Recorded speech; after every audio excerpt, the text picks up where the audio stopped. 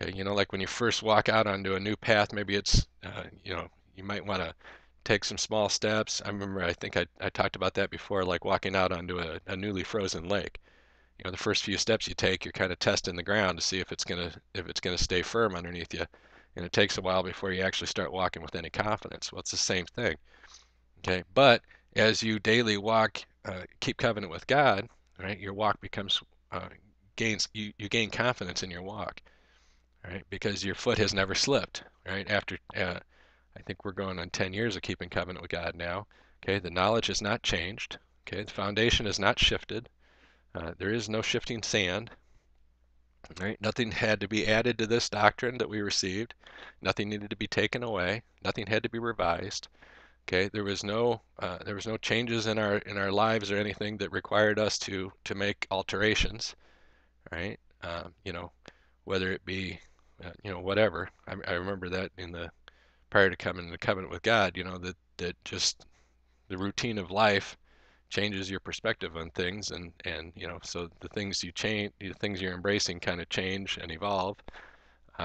None of that's taken place with the covenant of God, because Christ doesn't change. Okay, Christ does not need to be altered in order to fit our needs.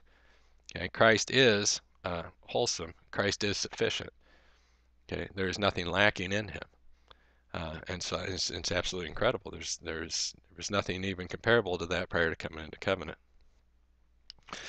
So let's go on here. So he says, also here, you that believe, and also them which be disobedient. All right. So you can notice here that Apostle Peter, okay, is contrasting believing with disobedience.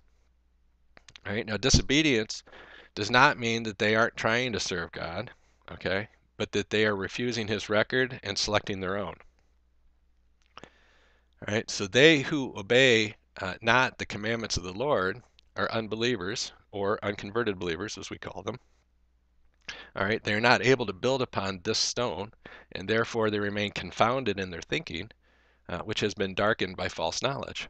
Okay, remember I said you're born into that system of false knowledge. There has to be a power and instruction, okay, in order to remove you from that system. Okay, because you're born into that system. You're accustomed to that system. Okay, it's very easy for Satan to take advantage of the disobedient, for they are not taking refuge in God's government. Okay, God provides for our refuge through Christ. Well, how does he do that? I mean, you hear people talk about that, but how does he do that? He does that through his government, truth, and spirit. Right? So if you are a despiser of government, okay, if you are insistent upon truth being a lifelong journey to pursue, and not something to be received, okay, then you're not taking refuge in Christ. So you can talk about taking refuge in Christ all you want to, but you're not taking refuge in Christ, because Christ provides refuge, okay, through his government, his truth, his spirit. He provides it through his covenant, okay. And this is how Christ has determined to provide for our refuge. So if you're seeking refuge outside of those things, right, then you are the disobedient, because you're telling God, well, that's not how I want you to provide for my refuge. I want you to provide for my refuge this way. That's not how God works. Okay, God has provided his authorized and sanctified system, okay, which is what it means to be in His name. Okay, if you're going to call upon His name, all right, you have to abide in His name. All right, you have to work within the system that He's provided. Okay, for our faith to function. Okay, if you want to experience the redemption of your soul, now what is redemption? It has to do with separation from darkness and joining to light. Okay. Right. There is actually the soul is being removed from functioning within a system of corruption, which defiles the soul, being brought within a system of incorruptible, okay, and growth and perpetual growth, which actually restores the soul to its original intent. The soul was intended, okay, to be filled with the virtue of God. Okay, that was the intent of the soul. The soul was not designed to thrive within a dimension of darkness. This is why the soul suffers so much, so greatly in this system of darkness. Okay, that we're born into this world. The soul suffers greatly in that environment. It has to be removed from that environment and brought within an environment of light. Okay, which is which is the distinction he's making here. Okay, you had to be removed from the disobedient. Now your disobedience was due to ignorance, perhaps. Okay, but there's also those who, when you share truth with them, they continue to choose to shield themselves with ignorance. Okay, well, I can't be sure of that, therefore I'm going to continue to, embrace the things I've been embracing. Right? Well, they're trying to provide a false justification for themselves to refuse the covenant knowledge of God. Okay, because the truth of the gospel uh, requires responsibility, doesn't it? Okay, it calls for faith. It demands faith. Okay, the grace of God demands faith. So you either yield yourself in obedience to that revelation knowledge, or okay, you continue in your disobedience. All right, and if you continue in your disobedience, then ignorance is no longer a defense for you, is it? Okay, it wasn't a defense for you in the first place, actually. But you're given the opportunity to take on this yoke, and you refuse the yoke. Okay, that's there's no question about the disobedience there, is there? Now, when he talks about here the builders disallowed, all right, so this has to do with uh, the tools, okay, are only valued by those who use them, all right, and understand their purpose. And you notice here also that he says they're builders, all right. And just like I said with the disobedient, it doesn't mean that they aren't trying to serve God, all right. He called them builders. They're building something, aren't they? But what they're building is not sanctified by God. Okay, they're building they're building an altar. Okay, they're building another house. All right, they're building a place of worship. Okay, they're building a system and a structure and a foundation, and they're providing tools for the people that follow after them to use. Okay, they provide education and all of these things. But when you come to them with truth and reproof, okay, that no, that's what you're building is not the house of the Lord.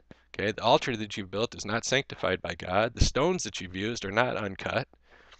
Okay, the tools that you're using are not the tools of the Spirit. Right? The Spirit of God will not breathe life into your soul through these things.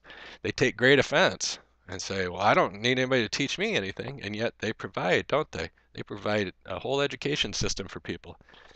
Okay, so they know that people need to be educated, right? But they refuse education in the gospel of truth. It's interesting. Uh, but so they are builders, they are active, okay? It's just not sanctified by God. Well, you don't want to be part of that system, all right? There's a great many, um, there's a great flurry of activity that takes place every day, right? In religious-minded people, okay? Or some people that consider themselves to be spiritual and not religious, whatever the case may be. Okay, so it's not that you either believe in God or you don't believe in God. Okay, the majority, right, of the disobedient, these people, they believe in God. Okay, they think they're serving God. They think they're glorifying God. Okay, but they're serving a false God. Right? They're actually, uh, you know, continuing to walk in darkness. Okay, apart from the Spirit, apart from the covenant of Jesus Christ. Okay, and they're unconverted believers. All right, they're not experiencing the redemption of Christ. Okay, even though they think they are, right? And this is the twofold time of darkness that we find ourselves in. Okay? And the apostles of the first century there, they warned that this was going to take place. Okay, and that did take place. We've had 2,000 years of darkness. Okay? But the Lord is now restoring His government, beginning with apostles. Okay, and establishing His government throughout the world. Okay, in order to provide the option of faith again for people, that their faith may be brought into covenant with God. Okay, by the preaching of His truth. Okay, this is what you're going to receive through, the second eighth week. Those who are ministering the apostles' doctrine through second eighth week ministries.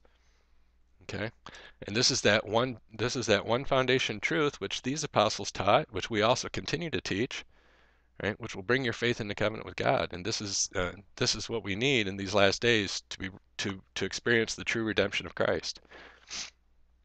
Okay, so we don't want to be with builders. We don't want to look for those people that are active, right?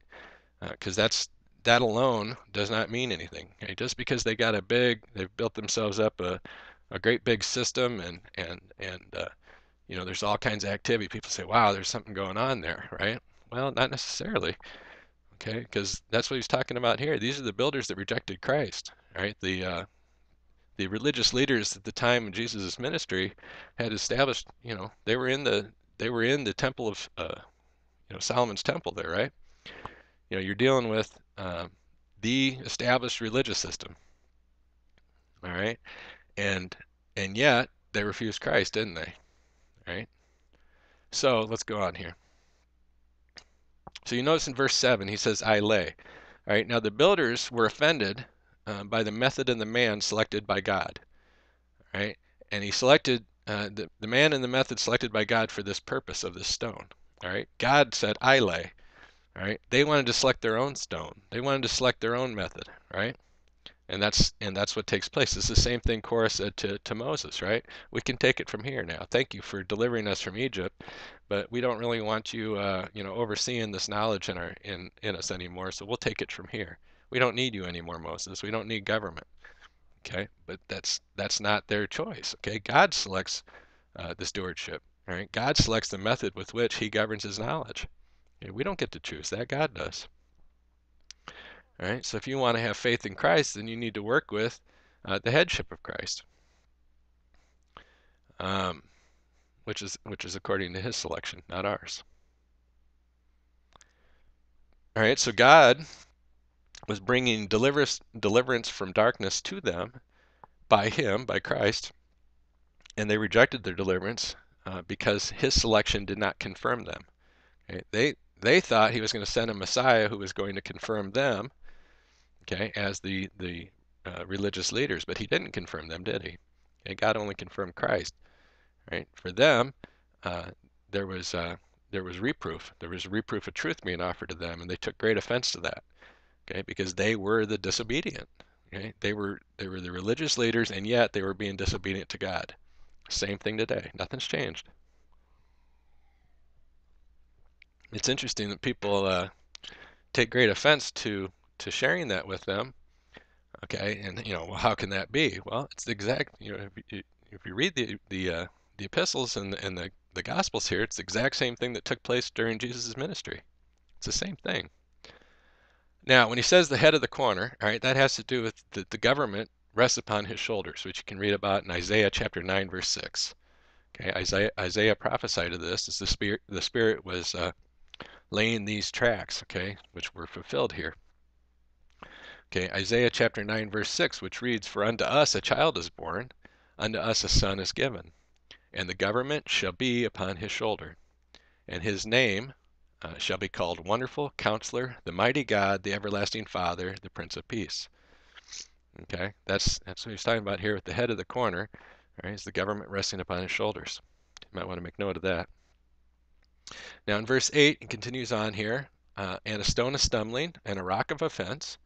Okay, I highlighted the words stone and rock here. Okay, even to them which stumble at the word, being disobedient, whereunto also they were appointed. All right, so let's take a look at this in verse 8. The stone of stumbling and the rock of offense. Okay, that's the man and the method. All right, it's always the man and the method that they take such great offense with. All right, and the stone of stumbling has to do with that they stumble at his frailty. All right, they saw a man standing before them, which they felt they could rival and control. He's no different than us. Okay, we know his mother, we know his father. He was born in Bethlehem, right? We know his story. You're no different than us. So that you can see where this was the stone of stumbling for them.